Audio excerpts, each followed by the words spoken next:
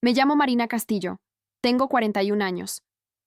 Durante 16 años mi familia creyó que yo era solo una auditora de oficina, alguien que se la pasaba metida en hojas de cálculo en un edificio cualquiera. Un martes de julio, mi papá me llamó a la sala y me pidió, con toda la calma del mundo, que yo me echara la culpa de un atropellamiento que había cometido mi hermano. Una mujer estaba internada con la pelvis rota en 3 partes, y mi familia ya había decidido, sin preguntarme nada, que la vida de ella valía menos que la campaña de él para la alcaldía. Pero antes de seguir, fíjate si ya estás suscrito al canal y escríbeme en los comentarios. ¿Desde dónde estás viendo este video? Nos encanta saber hasta dónde llegan nuestras historias. Crecí sabiendo cuál era mi lugar en esa casa, incluso antes de tener edad para entender lo que eso significaba.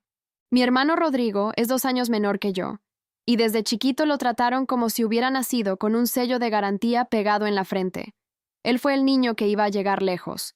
Yo fui la niña que iba a quedarse cerca, cuidando las cosas, sin molestar.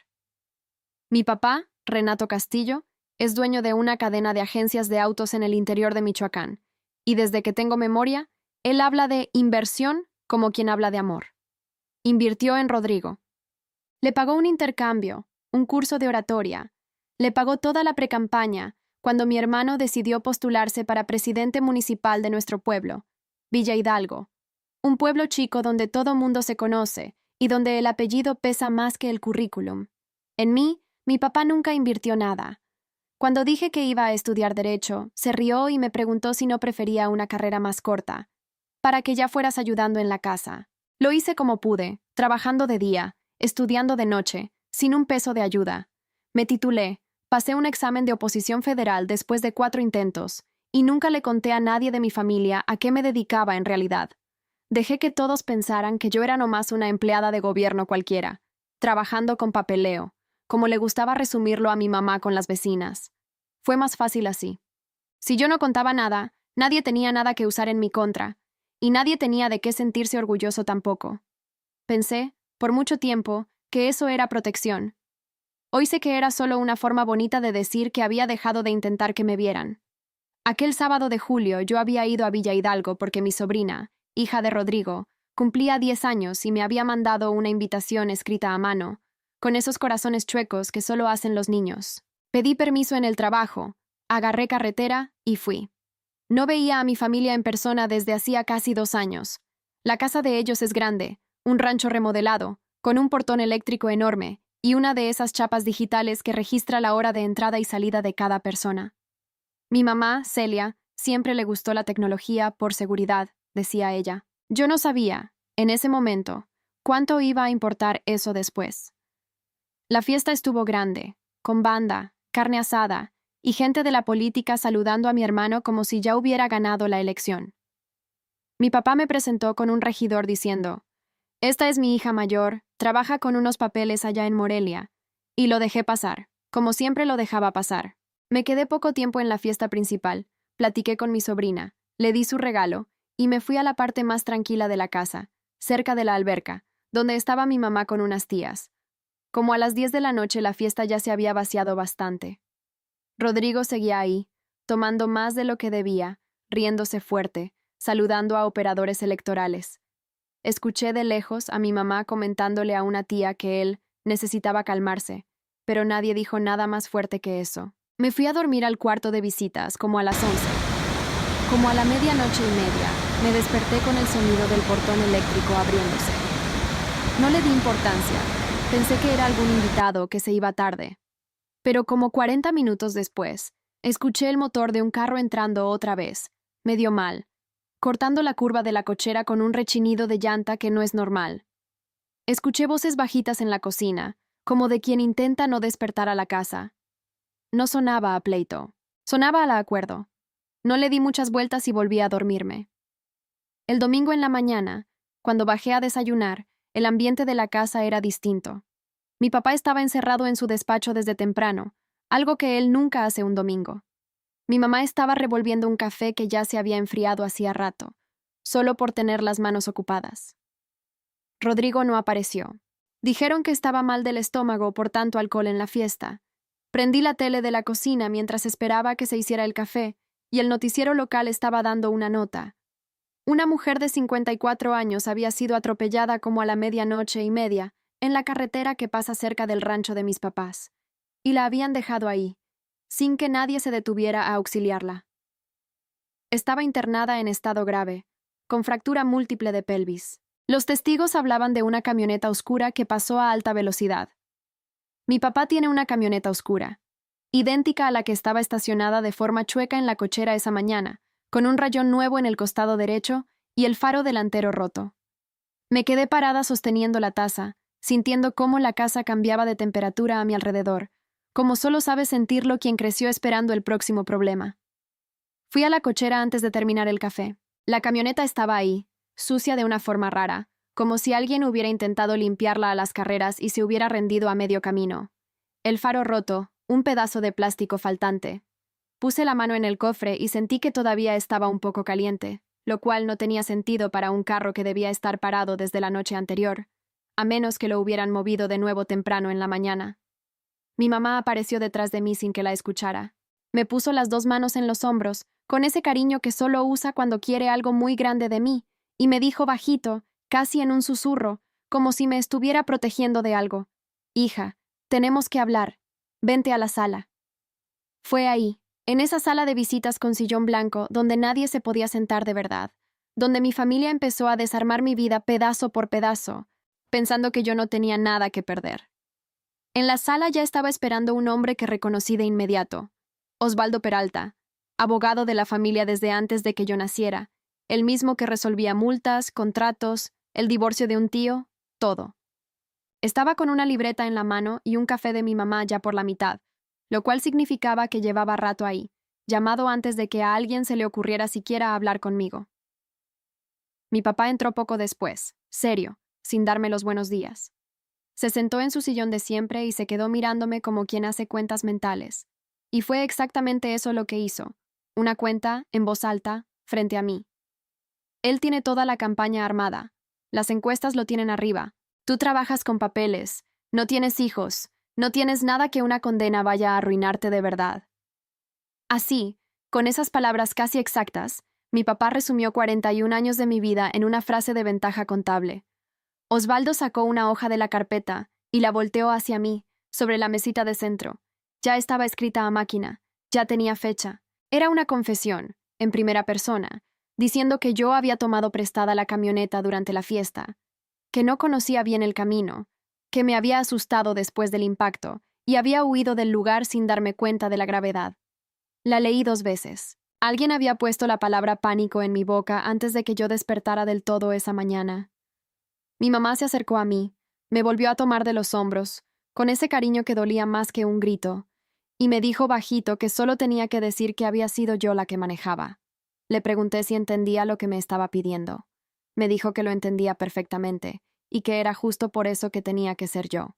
Sin esposo, sin hijos, sin campaña, un trabajo que nadie sabía ni explicar bien. Mi papá ni siquiera se levantó del sillón. Habló mirándome por encima de los lentes, como habla de una tabla de ventas. Él tiene la campaña, tú no tienes nada que perder. Y ahí estaba, dicho en voz alta, frente al abogado, el balance completo de esa familia resumido en una sola frase, y a nadie en esa sala le pareció raro decírmelo mirándome a los ojos. Rodrigo entró en pants, sin rasurar, y se sirvió un jugo mientras yo decía que no a la propuesta. Lo dije una vez, con calma. Lo repetí, porque pareció que la primera vez no le había quedado claro a nadie. Osvaldo sugirió que todos respiraran. Mi papá dijo que no tenía tiempo para respirar.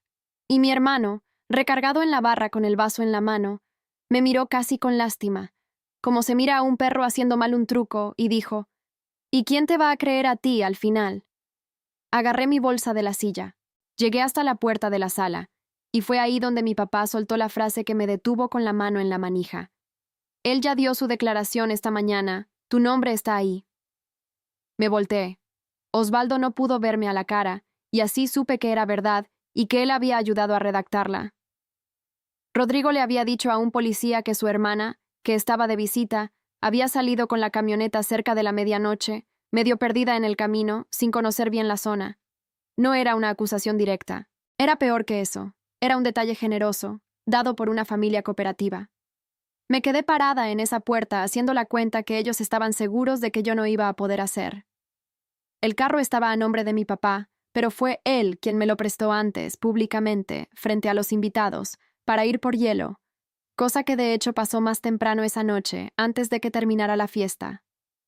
Los testigos habían visto una camioneta oscura. Yo estaba sola en el cuarto de visitas, sin nadie que confirmara mi horario. Y quien llega primero contando la historia es quien le da forma.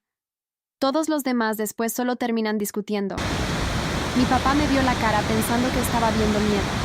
No era miedo, era reconocimiento. Yo llevaba 16 años trabajando dentro del sistema de justicia, viendo de cerca cómo se forman las historias antes de que empiece de verdad la investigación. Y casi nunca es la prueba la que decide, es quien habla primero.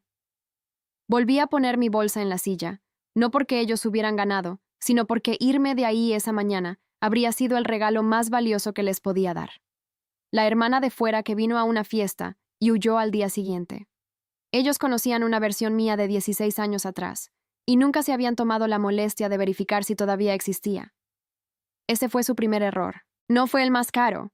Necesito contar algo de cuando yo tenía 24 años, porque es la base de todo lo que pasó después. Reprobé en el primer intento del examen de oposición que más quería en mi vida. Fue un año difícil. Casi el 40% de los aspirantes reprobó esa etapa.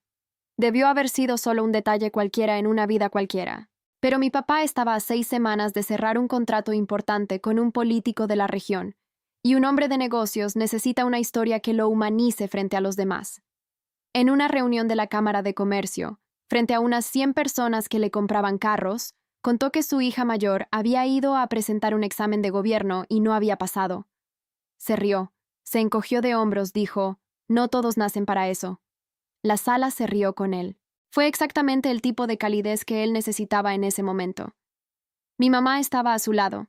Después, en el estacionamiento, le pregunté cómo dejaba que él hablara así de mí. Me acomodó la blusa con cariño, cosa que recuerdo hasta hoy más que cualquier palabra que dijo, y me dijo, «En esta familia no tenemos verdad, hija, tenemos versiones». Pasé el examen unos meses después. Nunca se los conté. Me fui a trabajar lejos, a una capital distinta, y aprendí en el primer año algo que confundí con sabiduría durante los siguientes 16 años. Si no le cuentas nada a nadie, nadie tiene nada que quitarte. Dejé de corregir a quien decía que yo trabajaba con papeles. Dejé de dar noticias. Pensé que ese silencio era dignidad. Hizo falta una mujer con la pelvis rota a la orilla de una carretera para que yo entendiera lo que en verdad era eso. El domingo en la tarde, la Policía Federal de Caminos ya había pasado el caso a la Fiscalía Regional, porque la víctima, doña Guadalupe Lorenzo, había entrado a cirugía y el parte iba a convertirse en delito grave de cualquier forma. Una agente investigadora llamada Renata Solano llamó al rancho avisando que iba a programar entrevistas con todos los que estuvieron en la fiesta la noche anterior. Mi papá contestó esa llamada en el pasillo, tapando la bocina con la mano, como solo hace cuando no quiere que nadie escuche el tono que usa con alguien que, según él, le debe algo. Osvaldo volvió en la tarde con una versión más limpia de mi confesión. Le quitó la palabra pánico y la cambió por me desorienté, y dijo que no había ninguna prisa, que la fiscalía solo iba a necesitar algo para el jueves de la siguiente semana. Lo cual, obviamente, es una prisa enorme disfrazada de calma.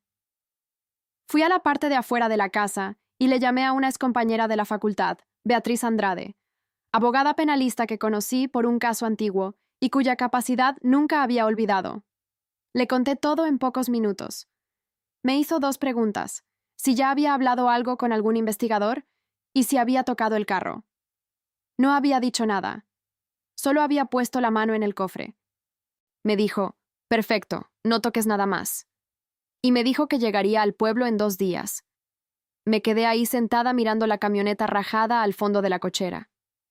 Había algo en ese carro que nadie de mi familia sabía. Tenía un sistema de rastreo instalado por la misma agencia de mi papá, conectado directo a su aplicación, que registraba ubicación, velocidad y hasta bloqueaba automáticamente algunas funciones en caso de un impacto fuerte. Mi papá vendía esa tecnología a los clientes como diferencial. Nunca imaginó que un día eso iba a trabajar en su contra. El problema era que yo no podía simplemente agarrar eso. No podía meterme a la aplicación. No podía sacar nada del carro con mis propias manos. porque yo era exactamente la persona a la que estaban tratando de convertir en sospechosa. Si tocaba cualquier prueba, cada momento de eso se volvería una pregunta sobre mí. El lunes en la mañana, me senté en el asiento del copiloto de la camioneta con la puerta abierta y un pie afuera, sin tocar nada más que la pantalla del tablero. El perfil de conductor guardado estaba marcado como invitado.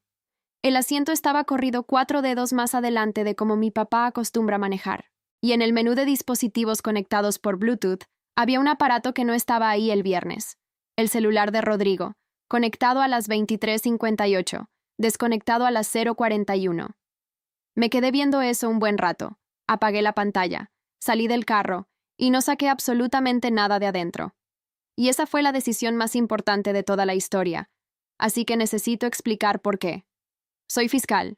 Llevo 10 años en una unidad especializada en delitos contra la administración pública, pero empecé mi carrera en juzgados penales comunes, y ya vi caer procesos completos por una prueba manipulada por la mano equivocada. Si yo hubiera sacado esos datos sola, siendo la persona a la que estaban tratando de incriminar, cada segundo de eso se habría vuelto una duda sobre mí. En el desayuno, Osvaldo comentó que la familia iba a mandar arreglar el faro roto en un taller de confianza en Uruapan, el miércoles. Le dije que me parecía muy amable de su parte preocuparse por eso. Después subí al cuarto y le llamé a la aseguradora de mi papá, porque yo todavía estaba en su seguro extendido, como hija, algo que él nunca se había tomado la molestia de quitar. Dije, con el tono más burocrático que pude, que el vehículo podía haberse visto involucrado en un accidente mientras estaba siendo usado por otro conductor, que la responsabilidad estaba indefinida, y pedí que abrieran el siniestro con la condición de preservar el estado actual del vehículo. Tardó 11 minutos. La aseguradora puso una retención sobre el carro antes del mediodía. Ningún taller serio en 3 pueblos a la redonda iba a tocar un carro con siniestro abierto y retención activa, porque no les pagan y encima corren el riesgo de un proceso legal. Nadie tuvo que decirle que no a nadie. Simplemente, desde esa tarde de lunes, ya no existía ninguna forma de arreglar ese faro ni de limpiar ese asiento. Fue lo más aburrido que hice en todo ese mes, y también lo más decisivo. Mi papá se enteró el miércoles, cuando el taller le llamó a Osvaldo para cancelar el servicio. No dijo nada en la cena. Pasó la charola de arroz, preguntó por el camino, y me miró 1,5 segundos más de lo que un papá normalmente mira a su hija. Yo ya había visto esa cara antes, en un acusado en el banquillo dándose cuenta de que el testigo sabe más de lo que esperaba. Estaba recalculando si la hija que había descartado años atrás en una reunión de Cámara de Comercio era, en realidad, la persona que ahora tenía parada en su cocina. No preguntó nada. Preguntar habría exigido creer que ahí había algo que valiera la pena saber. El jueves fui al hospital regional y me quedé 2 horas en la sala de espera de terapia intensiva, en una esquina, sin decirle a nadie quién era, porque en ese lugar yo no era nadie, y no había ninguna razón para hacer otra cosa. La hija de doña Guadalupe, una muchacha llamada Juliana, estaba ahí con una bolsa tejida en las piernas que nunca abría. Vino una enfermera a dar noticias, y Juliana hizo lo que hace toda la gente que trabaja en el área médica. Intentó volver a convertir a su mamá en una persona, y no solo en una cadera rota. Contó que doña Guadalupe llevaba 20 años en una miscelánea del centro, que se sabía el nombre de cada cliente, que había decidido en marzo volver a andar en bicicleta para ahorrarse el dinero de la gasolina y arreglar el techo de su casa. Lo dijo 2 veces, como quien repite algo que necesita que siga siendo verdad. Del otro lado de la sala, en el pizarrón de avisos junto a la máquina de café, había un cartel de campaña de mi hermano pegado al lado de un volante de vacunación. Su cara, la sonrisa ensayada, y abajo, en letras grandes, el eslogan que su equipo de marketing había elegido en mayo. Un gobierno que sí cuida. Me quedé viendo eso un rato. Después compré un café en la máquina, lo puse al lado de Juliana sin que me lo pidiera, y me fui antes de que me preguntara mi nombre. El viernes fui sola a la oficina de Osvaldo, en una casona antigua cerca de la plaza principal, porque todavía existía dentro de mí una versión del mundo donde un hombre decente que se había dejado enredar en algo malo solo necesitaba una conversación honesta para encontrar el camino de regreso. Había una foto en su pared, él y mi papá en una pesca, con 2 amigos, sosteniendo un manojo de pescados, y yo aparezco en la esquina, como de 10 años, cargando la cubeta. Me sirvió café en una taza vieja y me dejó contarlo todo, como hacía cuando yo era niña, escuchando hasta el final sin interrumpir. Cuando terminé, dejó la taza y dijo, con ese cariño de antes en la voz: «Firma, Marina». Dijo que la fiscalía iba a ser razonable, que sin antecedentes se volvería suspensión condicional, que en 2 años todo estaría archivado.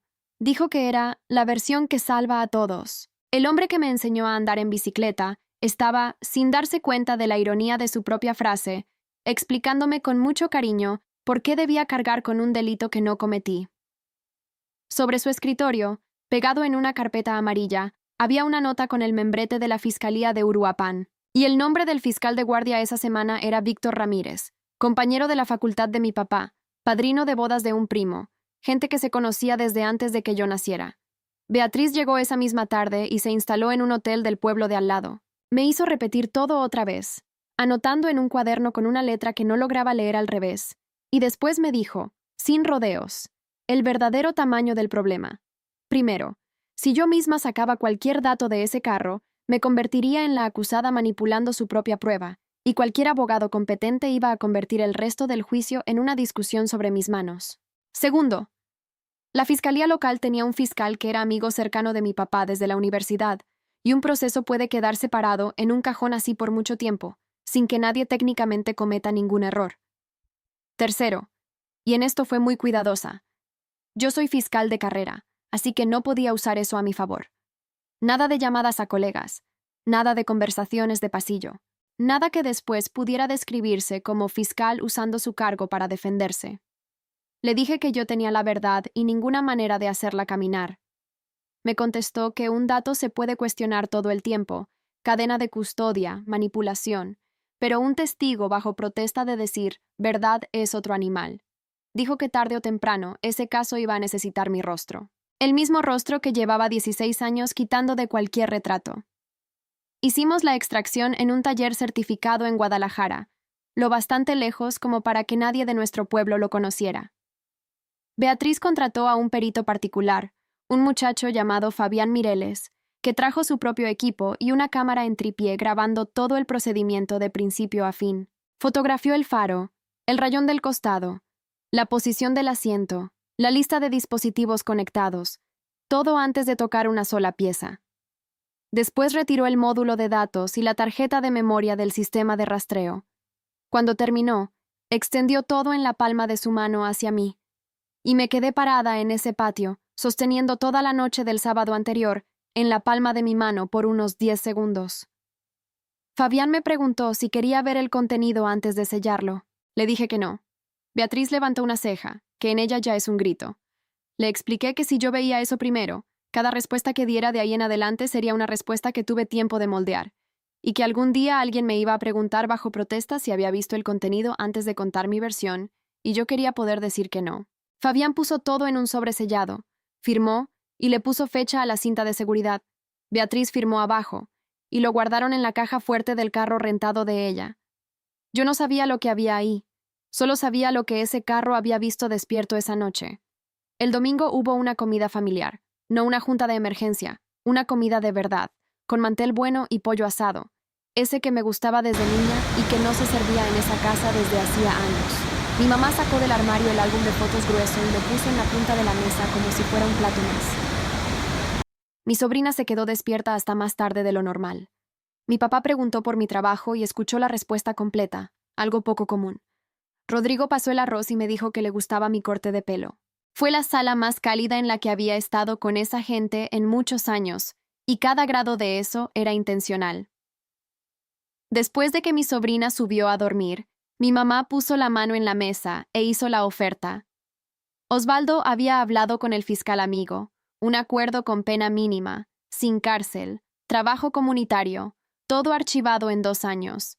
Y ahí dijo la parte que se había guardado, mirándome directo a la cara. Y vuelves a ser parte de esta familia de verdad, hija. Domingos otra vez, el cumpleaños de tu sobrina, todo. 16 años había estado yo del lado de afuera de esa ventana, y mi mamá finalmente abría la puerta, con el precio de un delito que no era mío, y una mujer que tal vez nunca volvería a caminar bien.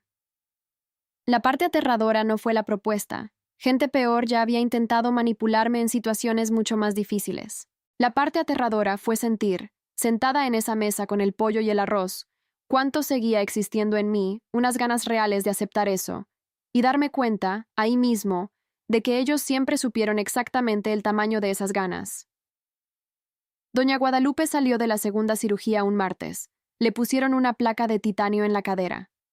Me enteré por una técnica de enfermería que me reconoció de la sala de espera y pensó que yo era familiar. Al día siguiente logró ponerse de pie por primera vez, apoyada en un andador, con 2 fisioterapeutas a los lados. Le tomó 4 minutos caminar 2 metros. Cuando llegó a la silla, hizo un chiste que no alcancé a escuchar bien, y las 2 fisioterapeutas se rieron, y Juliana se quedó parada en la puerta con la mano en la boca. Mi papá me había dicho que yo no tenía nada que perder. Me quedé sentada en ese pasillo contando todo lo que doña Guadalupe ya había perdido. 20 años en una miscelánea que ahora tal vez ya no podría atender todo el día. La bicicleta que usaba para ahorrar el dinero del techo. Los 40 minutos tirada a la orilla de la carretera esperando que alguien pasara. Y en la televisión de la sala de espera pasaban a mi hermano dando una entrevista frente a la presidencia municipal, diciendo que su familia estaba colaborando totalmente con la investigación y que su corazón estaba con la familia de la víctima en ese momento difícil. Encontró exactamente el nudo correcto en la voz. Yo ya había visto declarar a mucha gente. No me habría dado cuenta de que era actuado. 2 días después, el periódico de la región publicó una nota sobre el caso, y como en el 10º párrafo había una frase atribuida a una fuente cercana a la familia. Decía que el vehículo era de su papá, pero que quien manejaba esa noche era la hermana, que vivía fuera, que estaba alejada de la familia desde hacía años y pasando por un momento difícil. 3 datos, todos técnicamente ciertos, acomodados hasta formar a una persona. Leí eso sentada en el carro y sentí de nuevo el mismo mareo de cuando tenía 24 años, el de ver cómo una versión de mí era construida por gente que comparte mi apellido, sabiendo que esa versión siempre va a correr más rápido que yo. Esa misma noche, mi sobrina me escribió por primera vez en semanas. Tiene 10 años, escribió. Tía, ¿de verdad hiciste eso? Nadie me cuenta nada. Me quedé sentada en la cama del hotel escribiendo y borrando varias respuestas. Quería mucho contarle todo, que su papá había tomado de más, había manejado, había atropellado a una mujer y se había ido, y había dejado que el nombre de su tía entrara en una declaración policial, y cada palabra de eso habría sido verdad. Y yo estaría haciendo con ella exactamente lo que mi papá me hizo a mí años atrás en una reunión de Cámara de Comercio. Entonces le escribí. No lo hice. Te prometo que te cuento todo bien cuando termine. Y volteé el celular boca abajo, porque cuando le contara la verdad a esa niña, quería que fuera comprobable, no solo sentida. Fui a la Contraloría Interna de la Fiscalía en Morelia para autodenunciarme antes de que alguien más lo descubriera por fuera. Un contralor llamado Cuauhtémoc Nieto me escuchó en un cuarto sin ventanas, escribió todo, y me pasó las reglas que yo ya sabía y estaba esperando que suavizara. No podía identificarme por mi cargo en ninguna conversación relacionada con el caso. No podía contactar a ninguna autoridad involucrada en la investigación, bajo ninguna condición que no fuera como testigo común, representada por su abogada. Ningún pronunciamiento público. Si algún reportero preguntaba, era sin comentarios. Me dijo que en la práctica, eso significaba que yo iba a tener menos herramientas que una persona común. Estuve de acuerdo. Antes de salir, pasé por mi oficina, oscura a esa hora, y me quedé viendo la toga colgada detrás de la puerta. Nunca me había hecho sentir la persona que mi familia creía que era. Siempre me hizo sentir prestada de una institución demasiado seria como para desperdiciarla. Cerré la puerta con llave y volví a Villa Hidalgo como ciudadana común, sin ningún título. Y esa era, por suerte, exactamente la función para la que esa familia me había entrenado toda la vida. El jueves no firmé nada. No hubo escena. Me senté en la sala de mi mamá y dije que no iba a firmar. Mi papá dobló el periódico y dijo, «Está bien». Fue toda la conversación. Después la casa empezó a cerrar las puertas, una por una, con esa educación que siempre fue la especialidad de esa familia. El viernes, mi mamá comentó que iba a llegar su hermana y que iba a necesitar el cuarto de visitas. Me fui a un hotel de carretera, con máquina de café mala y vista al gasolinero. El lunes siguiente llegó una carta del despacho de Osvaldo, dirigida a Beatriz, diciendo que su despacho representaba a la familia Castillo, que cualquier sugerencia de que Rodrigo había estado al mando del vehículo era contradicha por el recuerdo de la familia, y, en una frase que me tomó 3 lecturas entender bien, que la familia iba a aclarar, De ser necesario, cómo el vehículo había sido puesto a disposición de otro conductor esa noche, por la propia dueña, con conocimiento de las circunstancias. Ahí estaba. Si yo no era la que manejaba, me iban a convertir en la que le entregó las llaves a alguien borracho. Mismo delito, versión más suave, mi nombre de todos modos. El miércoles siguiente, la agente Renata Solano llamó pidiendo que me presentara en la sede de la Fiscalía Regional para formalizar mi declaración, y pidió, con ese tono de quien ya decidió qué palabra usar, que llevara a mi abogada. La Fiscalía es un edificio de ladrillo con bandera al frente y una máquina de café que solo acepta monedas exactas. Beatriz me esperó en el estacionamiento. Renata tiene como 45 años, y tiene esa paciencia específica de quien ya escuchó suficientes mentiras como para dejar de tomárselas personal. Empezó contando dos cosas que yo no esperaba, y que cambiaron el rumbo de todo el mes. La primera, 11 días antes, la policía ya había ido directo a la agencia de autos, con orden judicial, por los datos de rastreo originales, directo del servidor de la empresa, sin depender de mí ni de mis manos. El mundo tenía una segunda puerta, y llevaba todo ese tiempo abriéndose sola. La segunda, la declaración de Rodrigo tenía un hueco. Dijo que la casa había estado tranquila después de las 11 de la noche, pero la cámara de un vecino del otro lado de la carretera había filmado los faros bajando por la cochera del rancho a las 23:58 y regresando a las 0:41, y él se había puesto a sí mismo dentro de la casa, dormido, durante esos 43 minutos. Después Renata me pidió que contara mi noche. Lo hice. El portón eléctrico abriéndose, el carro regresando chueco 40 minutos después, las voces bajitas en la cocina, el café frío en la mañana, el rayón nuevo en el costado del vehículo. Sin adjetivos, sin conclusiones. Quien ha escuchado suficientes declaraciones sabe que quien dice la verdad suele ser medio aburrido. Quien miente es demasiado vívido. Al final, volteó la hoja, se detuvo, releyó algo 2 veces y me miró. Última pregunta, dijo. Ocupación. Yo no había planeado nada de eso. No hubo un momento de decisión. Ella hizo una pregunta de rutina de cualquier formulario, y respondí porque a un investigador se le responde con la verdad, o no se le responde nada, y no hay término medio que termine bien. Dije, fiscal.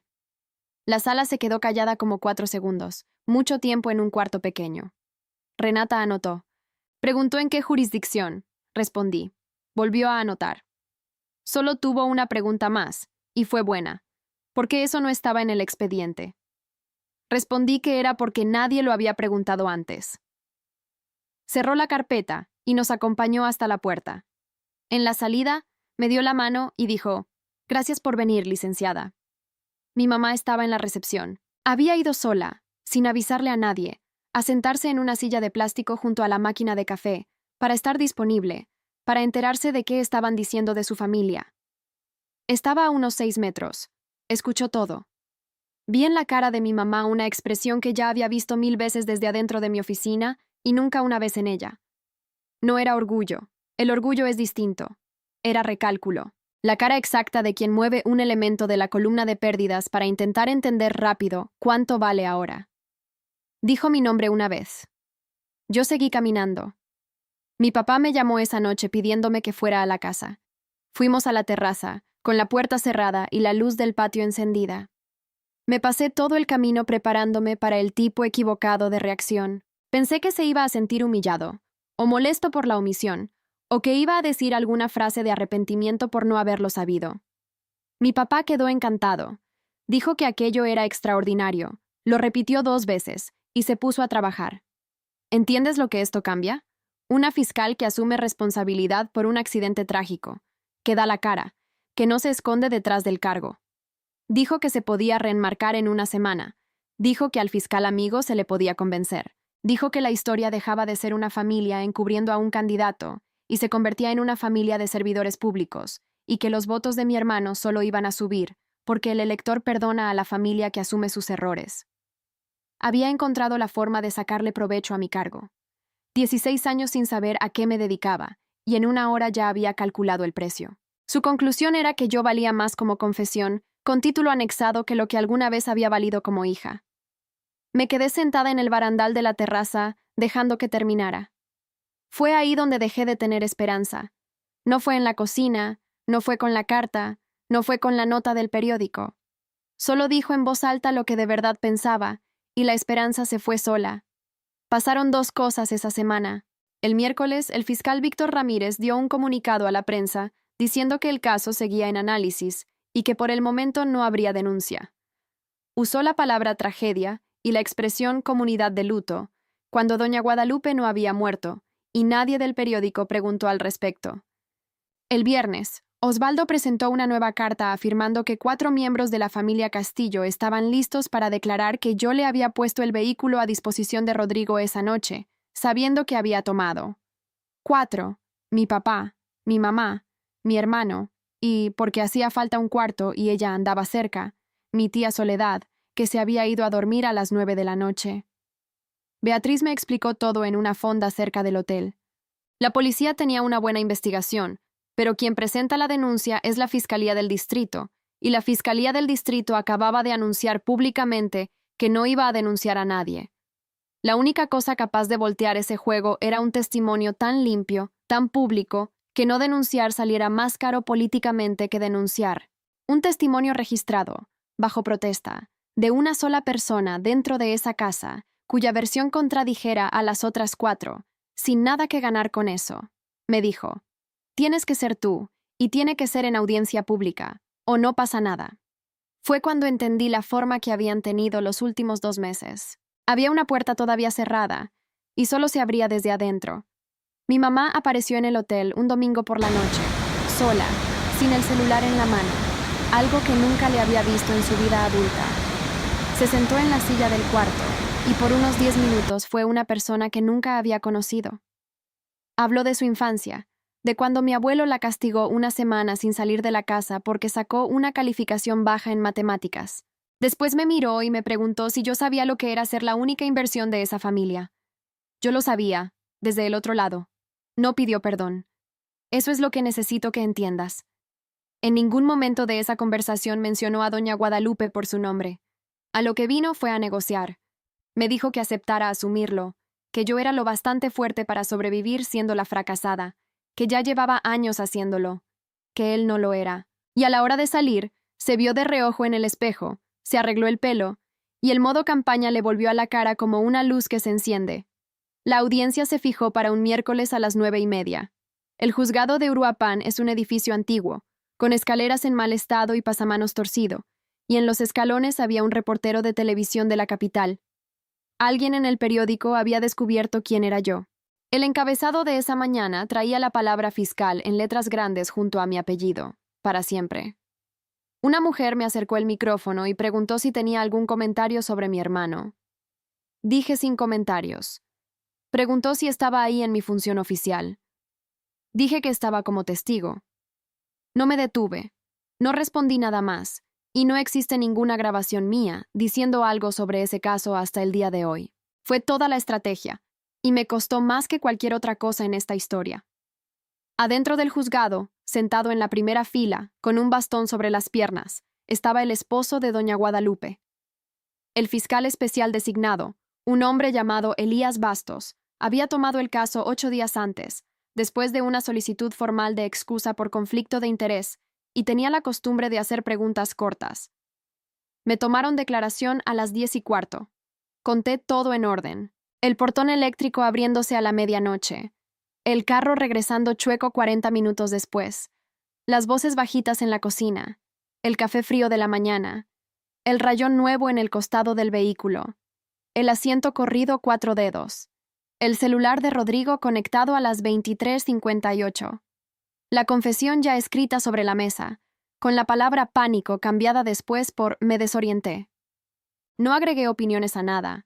Fabián Mireles ya había declarado antes que yo, presentando el sobresellado, con cinta roja, firma y fecha, abierto frente al secretario, y coincidiendo línea por línea con los datos que la policía ya había obtenido directo de la agencia semanas antes de que yo entregara nada a nadie.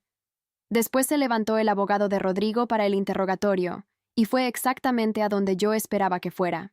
Preguntó cómo era posible que una familia entera no supiera que su propia hija era fiscal, con el tono justo de incredulidad, volteando hacia el público, porque quería que la sala escuchara lo absurdo que sonaba aquello. y tenía razón en que sonaba absurdo. Dejé que pasara el silencio. Después dije, porque yo ayudé a esta familia a no saberlo durante 16 años. Yo lo facilité. Esa es la parte que me toca en esta historia, y ya terminé de pagarla. Me pidió que aclarara. Detrás de él, en la mesa de la defensa, mi hermano empezó a hablar bajito con sus abogados. Aprendí en 11 años de carrera que la gente entrenada para las cámaras suele ser pésima testigo, porque una cámara nunca interrumpe, y una sala de audiencias no hace otra cosa. Su abogado le dijo que se sentara. No se sentó. Se levantó de la silla, con la palma abierta, el gesto que usa al final de los discursos de campaña, y empezó a reenmarcar todo. Dijo que aquello se había convertido en otra cosa. Dijo que su hermana había estado lejos de la familia por años y que había contexto que el tribunal no estaba escuchando. Dijo la palabra narrativa, bien fuerte, dentro de un juzgado, algo que solo se hace cuando nunca se ha estado en uno de verdad. El juez le avisó 2 veces que iba a tener su turno, y a la tercera llegó al final de la frase que llevaba semanas rondándole, en voz alta, dentro de una sala con estenógrafa. Fue un solo error, un error que la gente como yo comete toda la vida sin pagar nada por eso. Yo ni siquiera tengo ese derecho. Nadie se movió. En la tercera fila, mi mamá se tapó la boca con la mano. No sé hasta hoy si fue por la hija en la silla de testigos o por el hijo de pie sobre la mesa. El juez resolvió, y fue rápido, con esa forma administrativa en que suelen terminar estas cosas. Elementos suficientes reconocidos. El proceso sigue adelante. Medida cautelar revisada. Rodrigo llegó a un acuerdo en febrero por lesiones graves con fuga del lugar, 60 días de arresto domiciliario, 3 años de condicional, indemnización, suspensión de la licencia por 1 año, y retiró su candidatura en un comunicado que duró 90 segundos, agradeciendo a los votantes. A Osvaldo lo está investigando el Colegio de Abogados por su conducta en la elaboración de aquella confesión ya redactada, y no me escribió, y yo tampoco lo esperaba. A mis papás no los procesaron. Elías lo revisó con cuidado y le dijo la verdad a Beatriz. Probar lo que mi mamá hizo con un juego de llaves dentro de su propia casa no era un caso ganable frente a un jurado. Necesito ser sincera sobre cuánto me dolió esto. Dolió bastante como por 2 meses. Después paró. Un tribunal es un instrumento angosto, y nunca me iba a dar todo lo que en verdad necesitaba. Doña Guadalupe volvió a la miscelánea en diciembre, 4 horas al día, 3 veces por semana, sentada en un banquito fijo cerca del mostrador, y el acuerdo civil pagó el techo que ella nunca alcanzó a ahorrar para arreglar por su cuenta. En mayo mi sobrina me volvió a escribir. Mi mamá dijo que no puedo escribirte, pero nadie me cuenta nada de verdad. Le escribí toda la verdad, en el lenguaje más simple que una niña de 10 años puede cargar. No convertí a sus papás en monstruos, y tampoco los convertí en inocentes. Me respondió, gracias por hablarme sin rodeos. Nadie nunca me habla sin rodeos. Hay algo pequeño que pasó después, y es la razón por la que estoy contando esta historia ahora. En junio entró una pasante nueva a mi oficina, 23 años, muy seria con su café. En la segunda semana, de la nada, me preguntó si tenía familia cerca. Hace 1 año, yo habría dicho que no y lo habría dejado pasar. Esta vez, me escuché a mí misma diciendo la frase completa, verdadera. No, mi familia vive lejos y no nos hablamos, porque mi hermano atropelló a una mujer con el carro de mi papá y me pidieron que yo asumiera la culpa, y yo declaré en su contra. No supo dónde poner la cara. Le dije que estaba bien, que la mayoría de la gente no sabe qué decir y que no tiene que saberlo. Volvimos al trabajo. Mi mamá tenía razón en algo, y decidí dejarle eso. La familia sí funciona a base de versiones, eso es verdad. Pero yo terminé de contar versiones. Si tu familia solo ama la versión tuya que les conviene, eso nunca fue amor de verdad. Y el día en que dejas de intentar caber en la versión de ellos, es el día en que el resto de tu vida por fin puede empezar. Ahora, si te gustó esta historia, dale clic a suscribirse y cuéntame en los comentarios. ¿Cuál parte te dejó con la boca abierta? Y no olvides hacerte miembro para tener acceso a videos exclusivos que no publico aquí. Te espero allá.